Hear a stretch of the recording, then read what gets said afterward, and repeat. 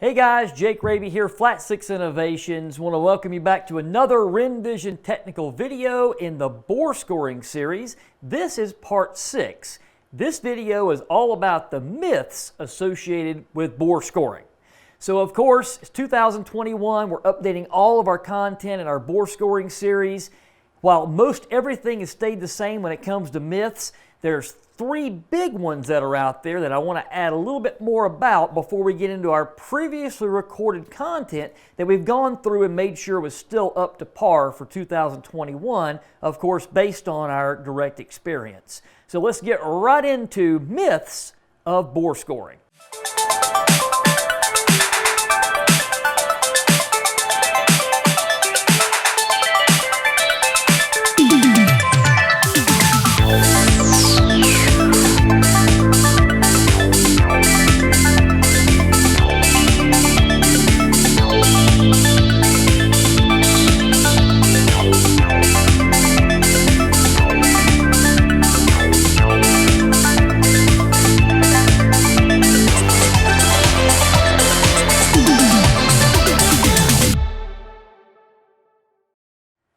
Absolutely, the number one myth when it comes to bore scoring is my engine is ticking because I have a bad lifter. That is 90% of the time, and probably more than 90% of the time, not the case. Do these engines sometimes have lifter failures? Yes, they do. But they usually will present themselves in a manner that is not related to a mechanical noise, okay?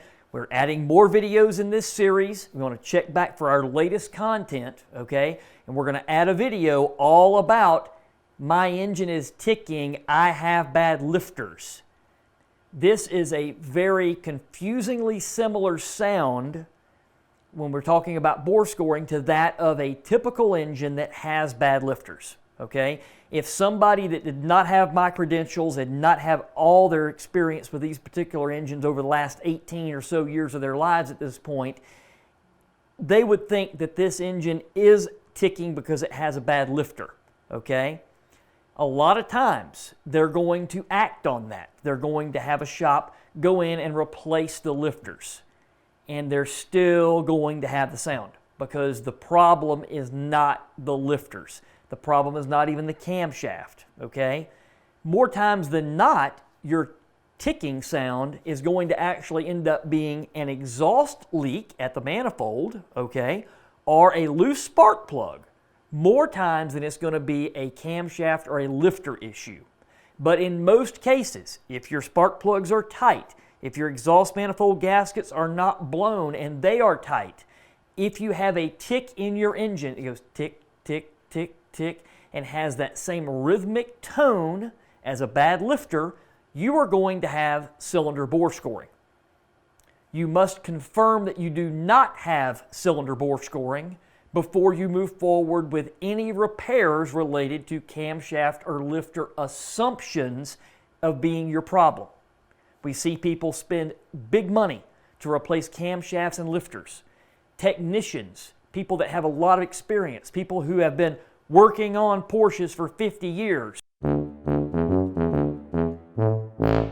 So the last myth that I want to leave you with here before we move into our previously recorded content from back in the day, if you will, pre-pandemic, believe it or not, is the myth of leak down and compression testing being an adequate method of diagnosis for cylinder bore scoring.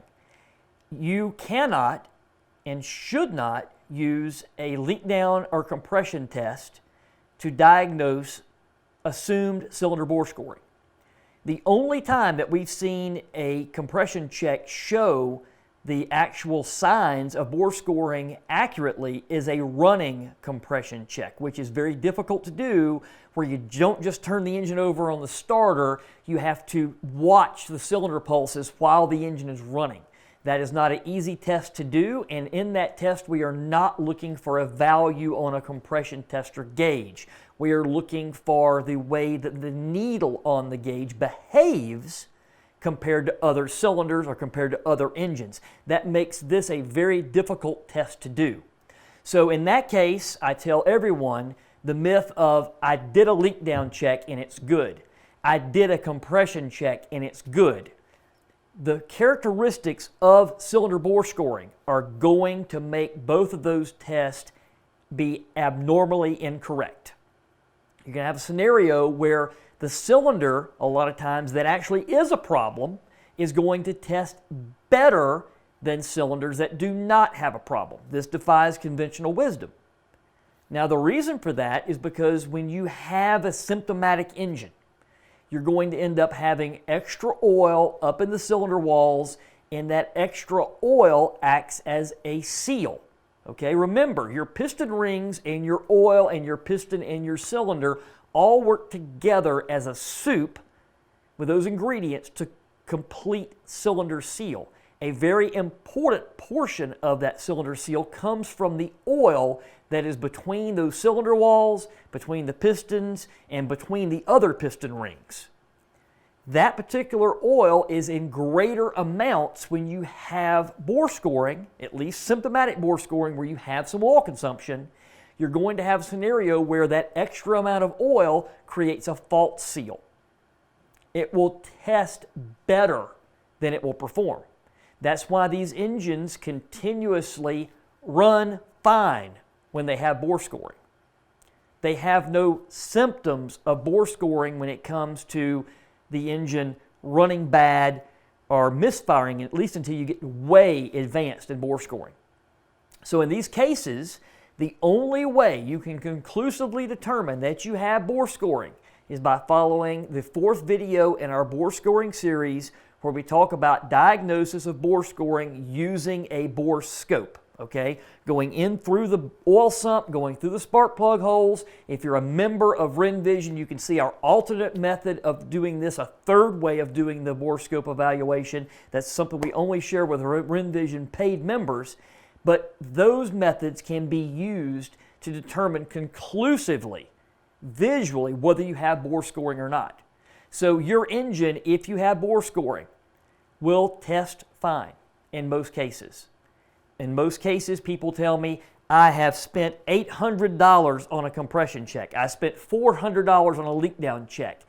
The engine tested fine as having no problems, but it continues to burn oil, or it continues to tick, or it continues to have a dirty tailpipe on one side, or any of those symptoms that we've identified in earlier bore scoring videos.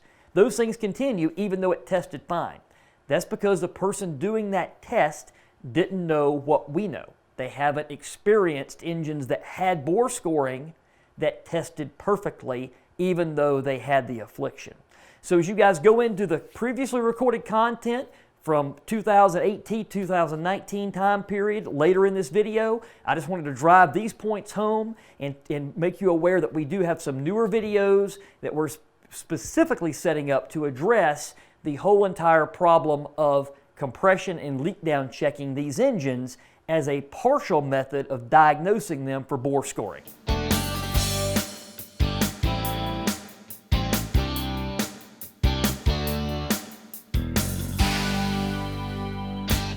Okay, myths about bore scoring. Well, guys, I don't know where some people come up with this stuff, but it's clear they don't have any mechanical experience with these engines, probably any mechanical experience with anything, and no first-hand experience. At the same time, it kind of makes me wonder what they're smoking, but I certainly don't want any of it because it seriously degrades your aptitude about things, okay? So moving forward here, the big thing that we always hear about is these engines are supposed to tick, or the ticking sound that I hear is a lifter. I will say this over and over again. If you hear a ticking sound, you must certainly investigate the root cause of that ticking sound. I will refer you back to part 4 in our series on diagnosing bore scoring, where I go over where to listen for the ticking sound, what the ticking sound actually sounds like, the rhythm that it has, and that sort of thing. If you hear that, you must investigate it, okay? Now, there's a lot of things that can make an engine tick. Now, the first thing that I think of when somebody sends me an email or a submission ticket here at Flat 6 says, my engine's ticking. Ba-boom! What's the first thing I think about? Bore scoring. You know why? 50 reports of it so far in 2019 have come into my submission ticket. We've sold 30 engines in 2019 for bore scoring conclusively. So the first thing that pops into my mind is bore scoring. Now, is that the proper thing to happen? No, it's not. I have to also tell these people, check your spark plugs to make sure they're all tight, because a loose spark plug will make a ticking sound. Make sure you don't have any exhaust leaks, because they'll make ticking sounds. Once you determine you don't have those two things, then you have to start thinking about, well, maybe you do have a lifter that's making this noise. So refer to part 4 of our video series, listen to the cam covers, see if you have that noise coming from under the cylinders or see if it's coming from the cam covers. I show you how to do that at home, okay? Part 4 of the bore scoring video series is a great tool for you at home. With less than $100 worth of tools, you can do your own self-diagnosis, okay? So that ticking sound must be taken seriously. I can't tell you that enough. It's probably the #1 contributing factor to early onset bore scoring.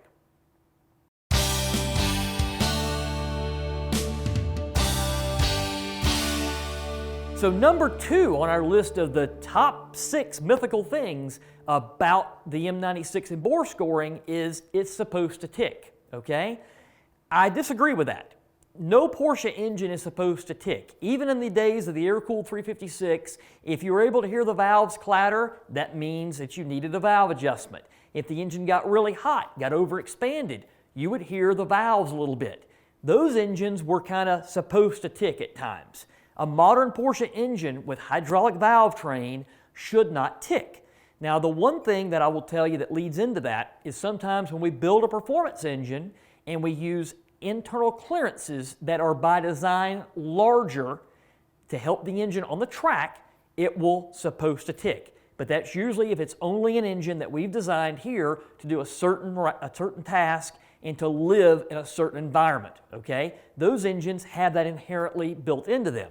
They'll go 150,000 miles like that. I've had engines do that. No big deal. That's supposed to tick. If you have an engine that's all factory, wasn't built with that in mind, then you should not hear a tick, and it is not normal despite what you may have been told, okay? So the way that an engine is able to scream to us as its caregivers is by making noise. That would be like your baby screaming because it needs a bottle, okay? Same thing, baby screams, you feed it a bottle, you give it attention. Engine screams, it's ticking, it needs attention. You listen to it and you follow through with corrective action. If you don't follow through with corrective action, you end up with a much bigger problem, okay? So things that lead to noises, in 99% of the cases, will not get better. Engines do not heal themselves. Mechanical things never get better without intervention, okay? So is an M96 engine supposed to tick? No, it's not.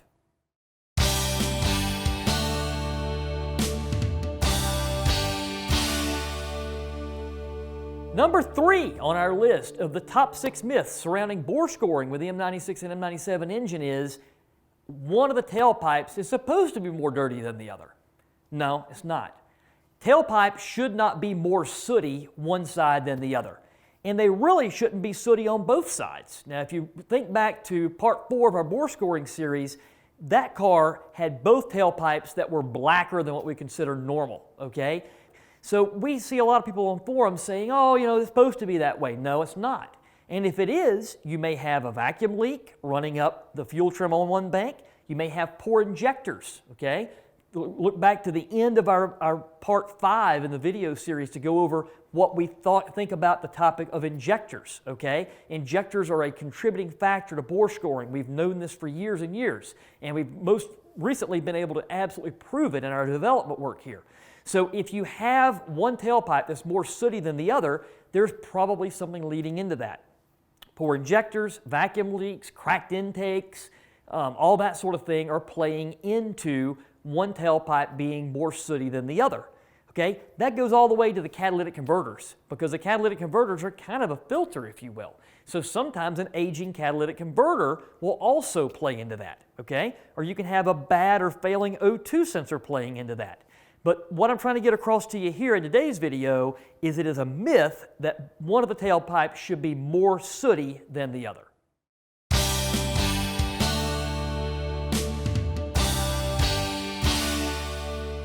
Number 4 on our list of top 6 mythical items or things surrounding bore scoring with the M96 or M97 engine is it's supposed to burn oil, okay? It's supposed to consume oil.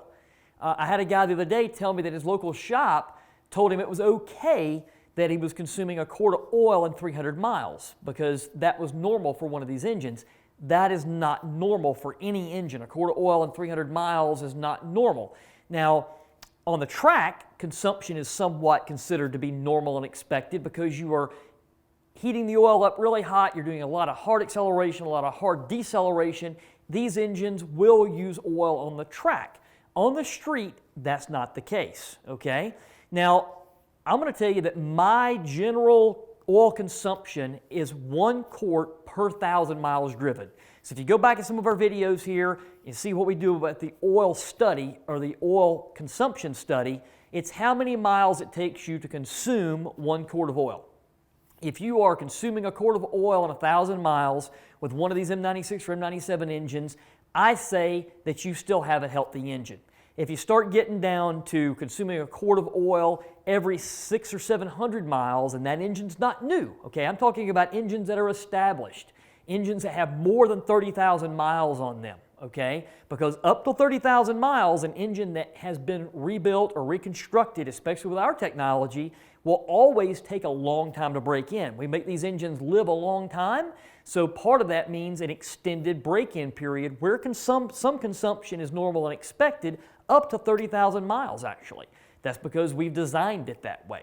So if you have a new engine, I'm not really talking to you. If you have an established engine that's been around for a while or it's a factory engine, it should not be consuming more than a quart every 1,000 miles. Now some of you out there may say, I'm only consuming a quart every 5,000 miles. That's actually something that we see causing a problem as well. We see some engines that don't consume some oil end up with bore scoring later. It's a very weird and unique type of condition that we see where the dots connect with that. An engine's consuming a quart every 5,000, and then within 2 or 3 months or 4,000 or 5,000 miles, it'll drop down to a quart every 1,000, and then it'll drop to a quart every 600, and then every 300, and then a quart every 100 miles. My record is a customer that emailed me and saying his engine had eaten a quart of oil in 66 miles.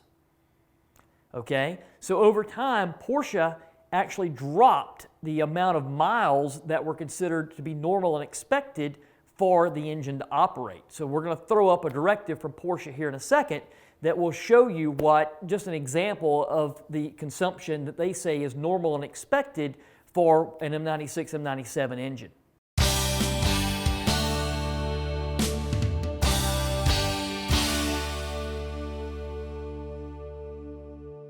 So if you notice a spike in your consumption, that's what you need to really consider, okay? So from a myth perspective, no, the engine is not supposed to consume oil. It's not by design going to do that unless somebody like me has gone in, altered clearances, altered cylinder technology, altered roughness averages, altered rings, altered all those things, and then in some instances, that would be normal and expected. If it's a factory engine and you're consuming more than 1 quart of oil every 1,000 miles, I would see some need for concern.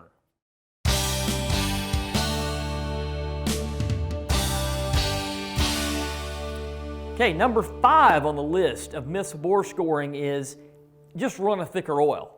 Well, folks, that's considered a Band-Aid, and we don't apply Band-Aids here because they're a temporary fix to a problem a lot of times, okay? So with running a thicker oil, a lot of times that heavier grade of oil is something that's not going to consume at as much of a rate, okay? Again, it's a liquid Band-Aid for the problem. If you have a problem that's mechanical, you must address the root of that problem or it's only going to get worse. You're only going to prolong the amount of time you're going to suffer the pain. So if you just dump in a thicker oil, like some people are going to a 50 grade oil, a straight 50. I had a guy the other day say, I've been running SAE 50, a straight 50 grade oil in the engine to keep it from making noise. Well, that liquid Band-Aid is really thick.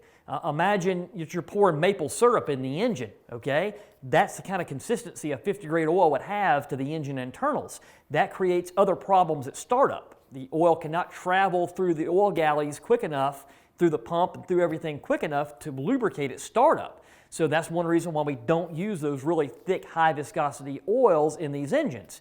There are times when an engine is track prepared to run a heavier grade oil that running those oils are fine. If it's by design, if you've built the engine for the clearances that would promote that type of oil. But if you just run a thicker oil or an oil that doesn't consume as much, that's not really going to solve anything.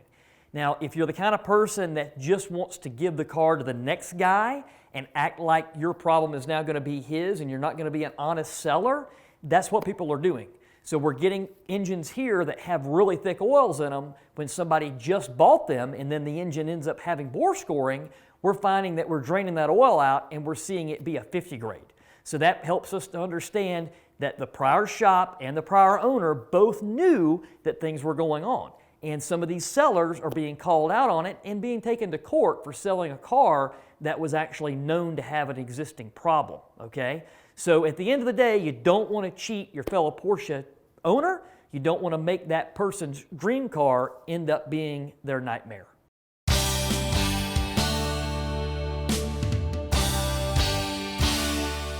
Number 6 on the list of the top 6 items associated with myths and bore scoring around the M96 and M97 engine doesn't even pertain to the M96 or M97 engine, because it pertains to the 9α1 engine, the successor to the M97, okay?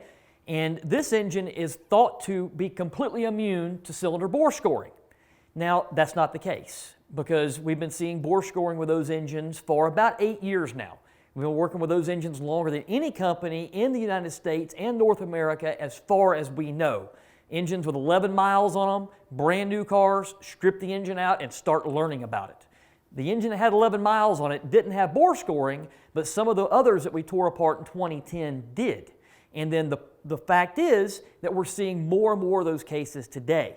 Now, there is nothing the same between the block composition of this M96 or M97 engine that has Locasil bores or localized silicon bores and that of its successor, the 9α1 or MA101, MA102 engine.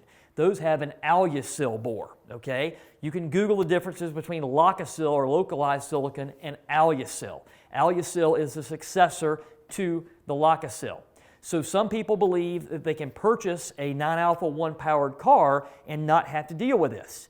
That's not the case. We will soon be doing a bore scoring series on the 9α1 engine to help you understand the traits and the characteristics we see from 9α1 scored bores. So thanks for viewing part 6 of this Focus on Bore Scoring series here, where we've gone over all these top 6 myths associated with bore scoring.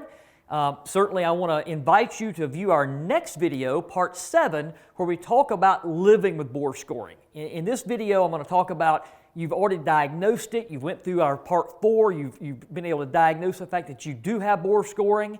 I want to help you understand what you can do to continue operating that car while it has bore scoring, if you have to.